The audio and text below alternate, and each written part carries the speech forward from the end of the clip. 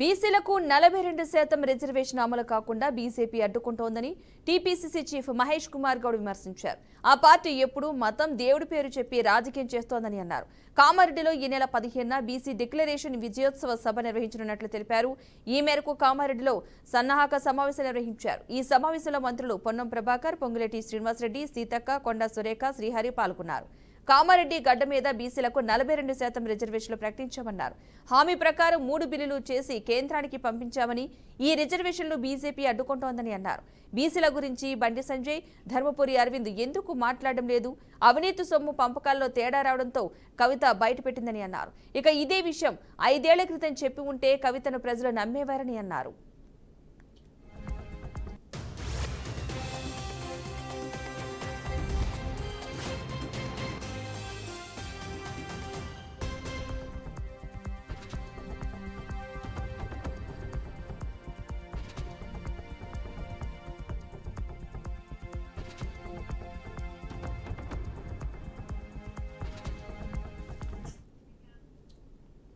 జార్ఖండ్ రాష్ట్రం పశ్చిమ సింగ్ భూమ్ జిల్లాలోని గోయిల్కేరా పోలీస్ స్టేషన్ పరిధి సారండ అడవిలో ఎన్కౌంటర్ జరిగింది. భద్రతా దళాలు, మావోయిస్టుల మధ్య జరిగిన ఎదురుకాల్పుల్లో ఒక మావోయిస్టు మృతి చెందినట్లు అధికారులు తెలిపారు.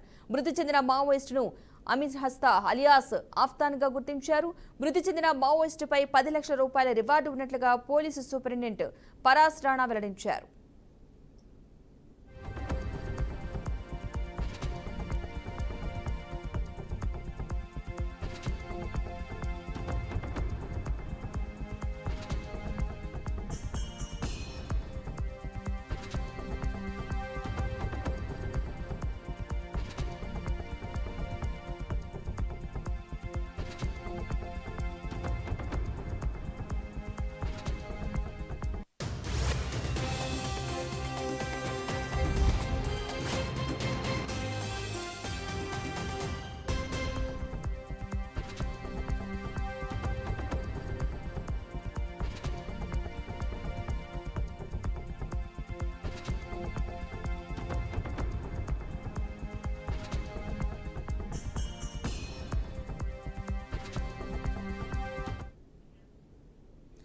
ఏలూరు జిల్లా ప్రసిద్ధ పుణ్యక్షేత్రం ద్వారకా తిరుమల చిన్న వెంకన్న స్వామి ఆలయం చంద్రగ్రహణం కారణంగా తాత్కాలికంగా మూసివేయబడింది.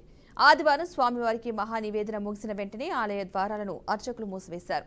గ్రహణం ముగిసిన తర్వాత సోమవారం ఉదయం ఆలయాన్ని తిరిగి తెరిచి సంప్రోక్షణ కార్యక్రమం నిర్వహించి స్వామివారికి నివేదన సమర్పించనున్నారు. ఇక రేపు ఉదయం 9:30 గంటల నుండి భక్తులకు దర్శనం కల్పిస్తారు. అయితే గ్రహణ సమయంలో మరియు అనంతరం జరిగే ఆర్జిత సేవలు యథావిధిగా కొనసాగుతాయి. భక్తుల రద్దీపై ప్రత్యేక శ్రద్ధ తీసుకుంటున్నట్లు దేవస్థానం అధికారులు తెలిపారు.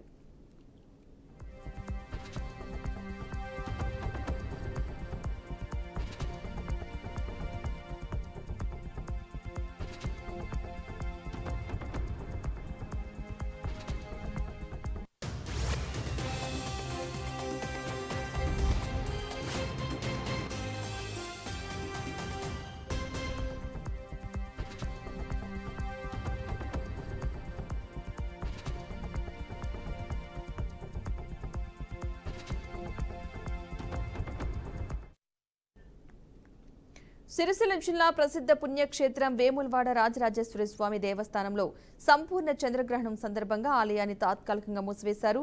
రాత్రి 9:56 ప్రారంభమయ్యే గ్రహణం రాత్రి 1:26 వరకు కొనసాగనుందని తెలిపారు. గ్రహణం సమయంలో భక్తుల సౌకర్యాన్ని దృష్టిలో ఉంచుకుని సోమవారం తెల్లవారుజామున ఆలయ శుద్ధి, సంప్రోక్షణ కార్యక్రమాలు జరిగిన తర్వాత భక్తులకు దర్శనం అందుబాటులోకి వస్తుందని ఆలయ అధికారులు తెలిపారు. రాజరాజేశ్వర స్వామివారి దేవస్థానం వేములవాడ ప్రఖ్యాతి గంచిన దక్షిణ కాశీగా ప్రసిద్ధి చెందినటువంటి దేవాలయం. ఈ దేవాలయం మన అందరం కూడా ఈరోజు సంపూర్ణ చంద్రగ్రహణం ఉన్నందున దానికి సంబంధించినటువంటి విధి విధానాలతో ఈరోజు ఉదయం మూసివేత ఇప్పుడు జరుగుతున్నది.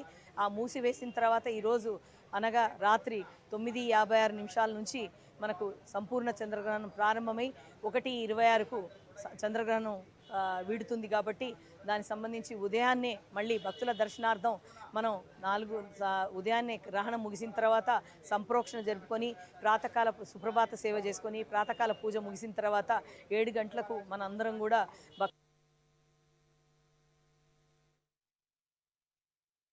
ప్రసిద్ధి చెందినటువంటి వేములవాడ రాజరాజేశ్వర స్వామి వారి యొక్క క్షేత్రంలో ఈరోజు సంపూర్ణ చంద్రగ్రహణాన్ని పురస్కరించుకొని స్వామివారికి మధ్యాహ్న సమయంలో ఉండేటువంటి మహానివేదన మధ్యాహ్న పూజ కార్యక్రమం చేసి ఈరోజు స్వామివారి యొక్క ఆలయాన్ని మూసివేయడం జరుగుతుంది.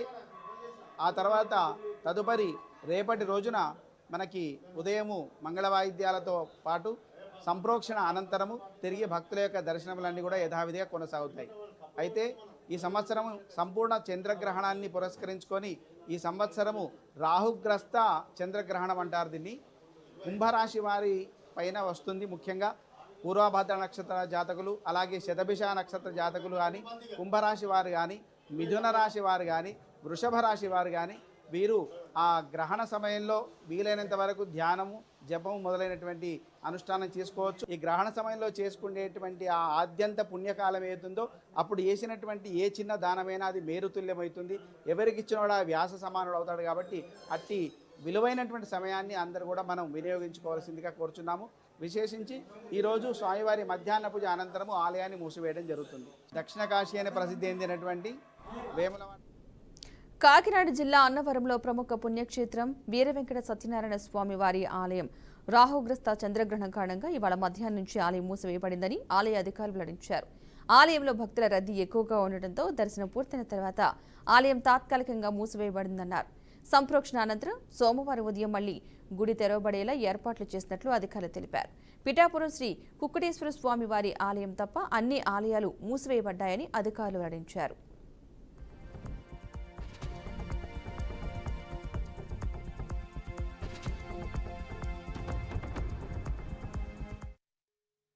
శ్రీ వీర వెంకట సత్యనారాయణ స్వామివారి దేవస్థానం ఆలయం నందు స్వామివారి సమక్షంలో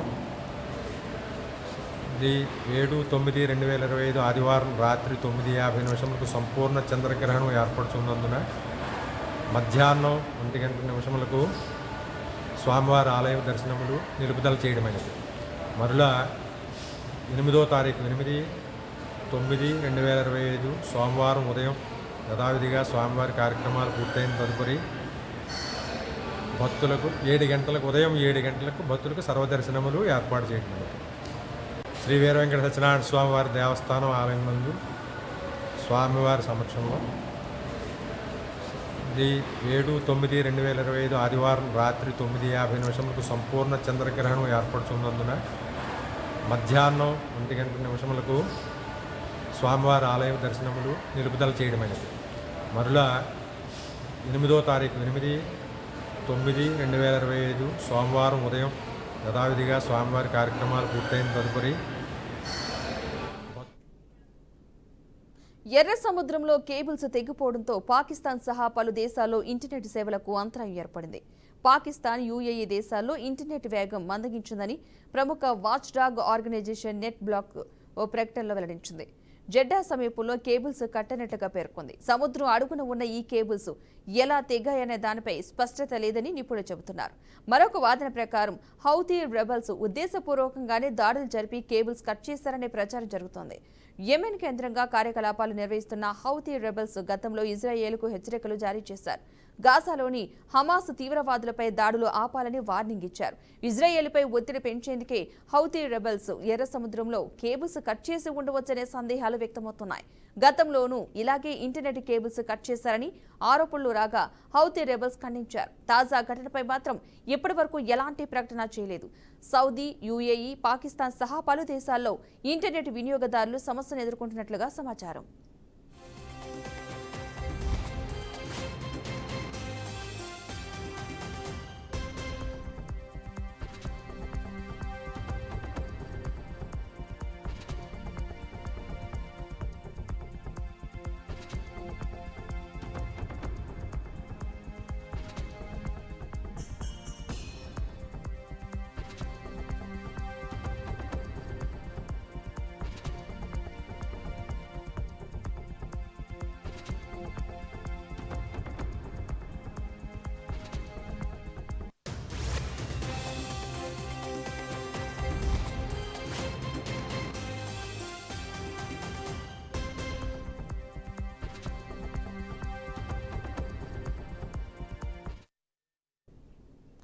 విశాఖపట్నంలో పర్యాటకుల రాక పెంచే విధంగా కైలాసగిరిపై నిర్మించిన గ్లాస్ బ్రిడ్జ్ నిర్మాణం పూర్తి కావచ్చుంది.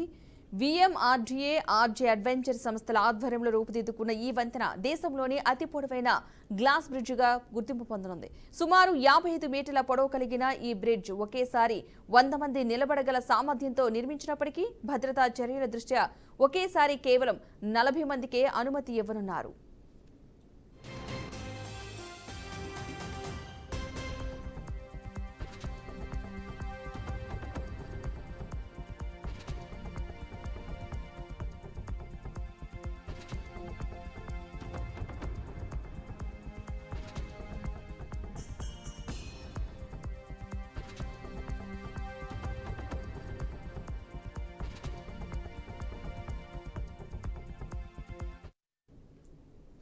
ఈ బ్రిడ్జి పైకి ఎక్కితే చుట్టూ ఎత్తైన కొండలు, కింద లోయ, ఎదురుగా సముద్రం కనిపిస్తూ పర్యాటకులకు గాల్లో తేలిపోతున్న అనుభూతిని కలిగించనుంది.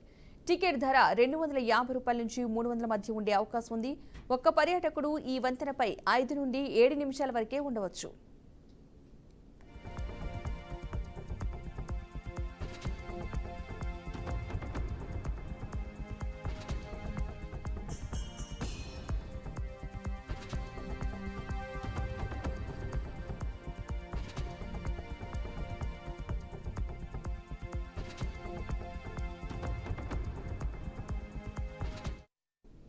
ఇక ఈ ప్రాజెక్టు కోసం 7 కోట్ల రూపాయల అంచనా వ్యయంతో ఏడాదిన్నర క్రితం పనులు ప్రారంభమయ్యాయి. కేరళ గ్లాస్ బ్రిడ్జ్ స్ఫూర్తిగా తీసుకుని కొంత మార్పులతో టైటానిక్ షిప్ వ్యూ పాయింట్ పక్కన దీన్ని నిర్మించారు. ఇది కొండపై నుంచి సముద్రం వైపు 100 అడుగుల పొడవులో నిర్మించబడింది. కేంటీ లివర్ టెక్నాలజీతో కింద ఎలాంటి ఆధారం లేకుండా ఇది నిర్మించబడింది. ఇది భారత్లోనే అతిపెద్ద కేంటీ లివర్ గ్లాస్ వంతెనగా నిలవనుంది.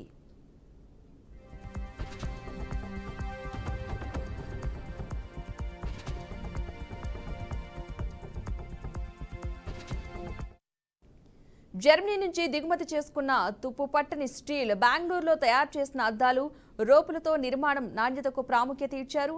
ఇది మెరుగులు దిద్దుకుంటున్న ఈ ప్రాజెక్టును త్వరలో అధికారికంగా ప్రారంభించనున్నారు.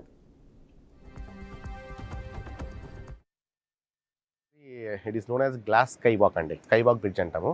యాక్చువల్లీ ఇది కన్స్ట్రక్ట్ చేయడానికి అరౌండ్ 7 crores పట్టింది మాకు. Moreover first of all మేము కన్స్ట్రక్ట్ చేసింది he's mister Jamie Phule, he's my partner. So మేము అక్కడ కన్స్ట్రక్ట్ చేసింది వాగమన్లో ఫస్ట్ ఆఫ్ ఆల్ అక్కడ కన్స్ట్రక్ట్ చేసిన తర్వాత అది మేము 35 meters వరకు కన్స్ట్రక్ట్ చేసాం. ప్లస్ ఇక్కడికి వచ్చిన తర్వాత ఇక్కడ కూడా వైజాగ్లో ఈ కండిషన్ మీరు చూసారు, ఈ టైటానిక్ ఉంటుంది ఎంత ఫేమస్. సో ఇక్కడ కూడా ఇటువంటి కడితే బాగుంటుందని మంచి థాట్లో ఉన్నాం. లక్కీలీ విఎంఆర్డీఏ ఆ టైంలో అడ్వెంచర్ ప్రాజెక్ట్ చేసే వాళ్ళు ఎవరైనా ఉంటే రండి అని చెప్పి టెండర్స్ ఫ్లోట్ చేయడం జరిగింది. సో మేము వెళ్ళి మా ప్రపోజల్ అంటూ పుట్టప్ చేయడం జరిగింది. సో మేము పార్టిసిపేట్ చేసాము. వి స్టూడ్ యాజ్ హైయర్ వన్. మేము తీసుకుని దెన్ మేము కన్స్ట్రక్షన్ స్టార్ట్ చేసాం. జనవరిలో కన్స్ట్రక్షన్ స్టార్ట్ చేసామండి. So it took around 7 months complete. ఇంకొక 1 weekలో ఓపెన్ చేస్తాం. The main aim to build this bridge is మన ఇండియన్స్కి, ఎస్పెషల్లీ మన తెలుగు పీపుల్కి, మన తెలుగు స్టేట్ పీపుల్కి మన గ్లాస్ బ్రిడ్జ్ ఎన్ని చైనాలో, వియత్నాంలో ఉన్నాయి, మన ఇండియాలో లేవు, ఉన్న చిన్నవి ఉన్నాయి. సో ఆ ఫీల్ వచ్చే సీ వ్యూ ఉండే ఫీల్ వచ్చే ఇది తేవాలి. ఈ ఫారినర్స్ కమ్స్, మీకు నెక్స్ట్ డిసెంబర్లో విశాఖ ఉత్సవం జరుగుతుంది. Number of foreigners will come. So వాళ్ళు కూడా ఇది చూసి థ్రిల్ అవ్వాలి. They should also feel proud, they should say something about India అని చెప్పి మేము ఇది స్టార్ట్ చేయడం జరిగింది. ఇది actually it is known as glass skywalk అండి, స్కైవాక్ బ్రిడ్జ్ అంటాము. యాక్చువల్లీ ఇది కన్స్ట్రక్ట్ చేయడానికి అరౌండ్ 7 crores పట్టింది మాకు. Moreover first of all మేము కన్స్ట్రక్ట్ చేసింది he's mister Jamie Phule, he's my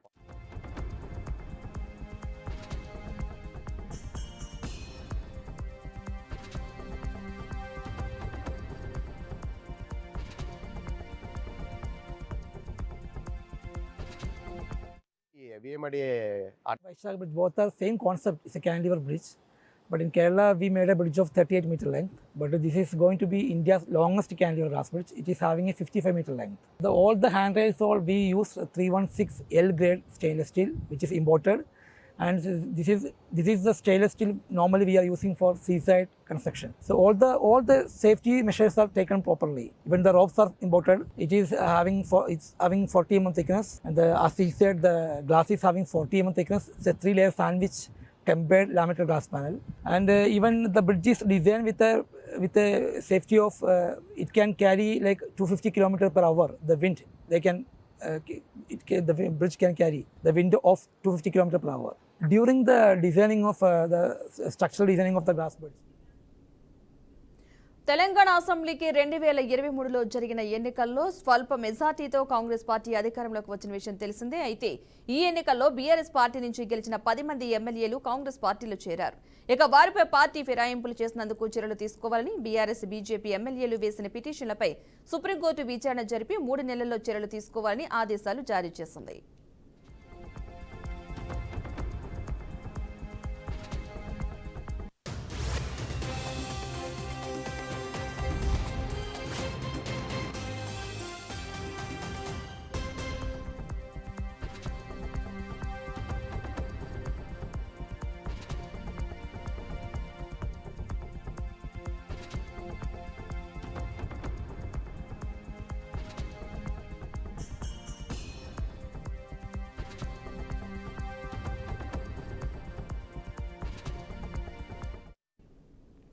ఈ మేరకు తెలంగాణ అసెంబ్లీ స్పీకర్ గడ్డం ప్రసాద్ పలువురు ఎమ్మెల్యేలకు నోటీసులు ఇచ్చారు. ఈ క్రమంలో నోటీసులు అందుకున్న గద్వాల ఎమ్మెల్యే బండ్ల కృష్ణమోహన్ రెడ్డి స్పందిస్తూ తనకు స్పీకర్ నుంచి అందిన నోటీసులపై సమాధానం ఇచ్చారని చెప్పుకొచ్చారు. అలాగే తాను ఇప్పటికీ బీఆర్ఎస్ పార్టీలో ఉన్నానని, అదే అంశాన్ని స్పీకర్ నోటీసుకు సమాధానంగా పంపానని, తాను సీఎంను కలిసిన వివరాలను కూడా అందులో పొందుపరిచానని, తాను ఏ పార్టీ కండువా కప్పుకోలేదని ఎమ్మెల్యే బండ్ల కృష్ణమోహన్ రెడ్డి స్పష్టం చేశారు.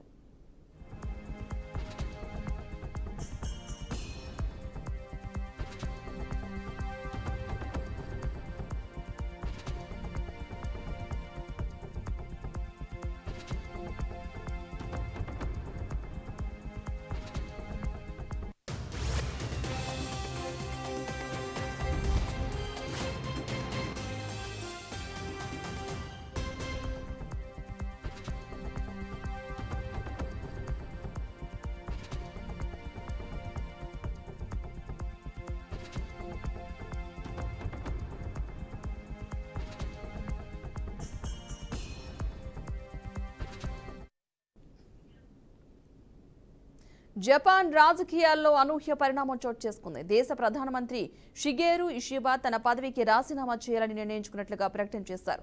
ఆయన నేతృత్వంలోని అధికార లిబరల్ డెమోక్రటిక్ పార్టీలో తీవ్రస్థాయిలో నెలకొన్న అంతర్గత విభేదాలు, పార్టీలోని కొన్ని వర్గాల నుంచి వస్తున్న ఒత్తిడి ఈ నిర్ణయానికి ప్రధాన కారణంగా తెలుస్తోంది.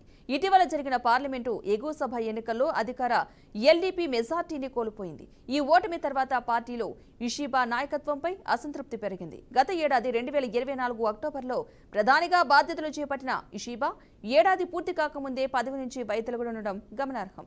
ఇక తన రాజీనామాపై ఇషిబా స్పందిస్తూ పార్టీని బలోపేతం చేయడానికి, దేశ రాజకీయాలను స్థిరపరచడానికి ఈ నిర్ణయం తీసుకున్నారని వివరించారు. ఆయన రాజీనామా నిర్ణయంతో జపాన్లో రాజకీయ అనిశ్చితి నెలకొంది. అధికార ఎల్డీపీ తదుపరి నాయకుడిని ఎన్నుకునే ప్రక్రియను ప్రారంభించింది. ఈ పరిణామం జపాన్ ఆర్థిక, రక్షణ విధానాలతో పాటు ఆసియా రాజకీయాలపై కూడా ప్రభావం చూపే అవకాశం ఉందని విశ్లేషకులు భావిస్తున్నారు. ఇక త్వరలోనే కొత్త ప్రభుత్వ ఏర్పాటుకు సంబంధించిన మరిన్ని వివరాలు వెలువడనున్నాయి.